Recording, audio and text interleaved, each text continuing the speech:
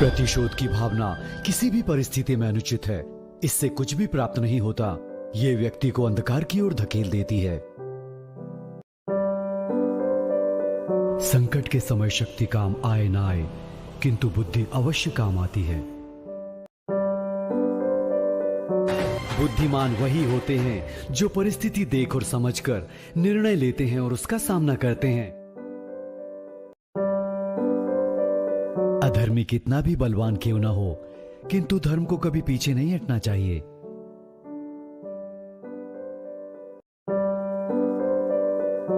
असत्य का सत्य प्रत्यक्ष होने में कितना भी समय लगे, किंतु वो सत्य से पराजित होकर ही रहता है।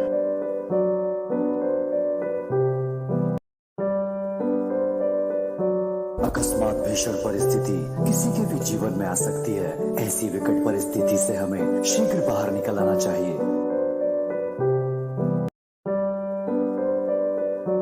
आवेश और आवेग व्यक्ति से भूल करवा सकता है, इसलिए उस पर नियंत्रण आवश्यक है।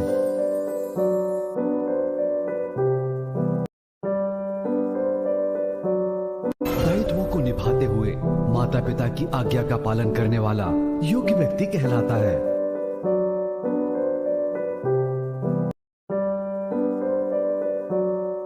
व्यक्ति को अपनी शक्तियों का ज्ञान होना आवश्यक है, ना कि उसे निजी स्वार्थ के लिए इनका प्रयोग करना चाहिए।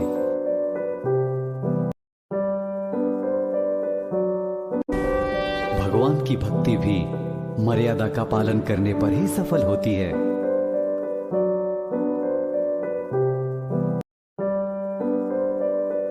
हमें आवेश में आकर कभी भी कोई कदम नहीं उठाना चाहिए, अन्यथा वो कदम स्वयं के दुख का कारण बन सकता है।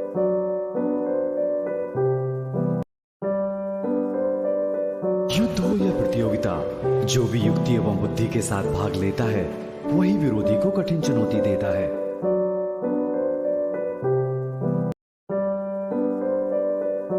क्रोध हमसे वो भूल करवा देता है जो हम करना नहीं चाहते, इसीलिए क्रोध पर नियंत्रण आवश्यक है।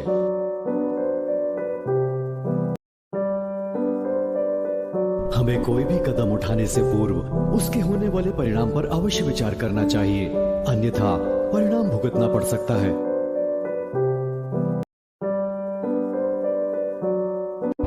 प्रत्येक घटना के पीछे कोई ना कोई कारण अवश्य छिपा होता है।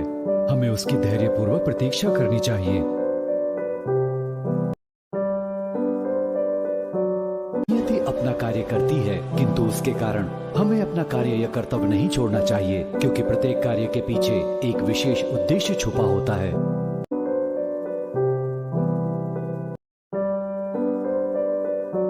नियम विशेष या आम किसी में भेद नहीं करते, उनका पालन सभी के लिए अनिवार्य होता है।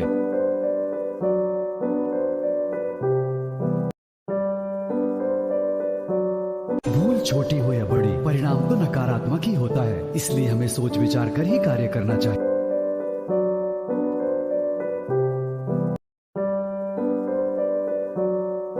कर्तव्य निजी स्वार्थ से ऊपर ही होता है। ये व्यक्ति पर निर्भर करता है कि वो कौन से मार्ग को चुनता है।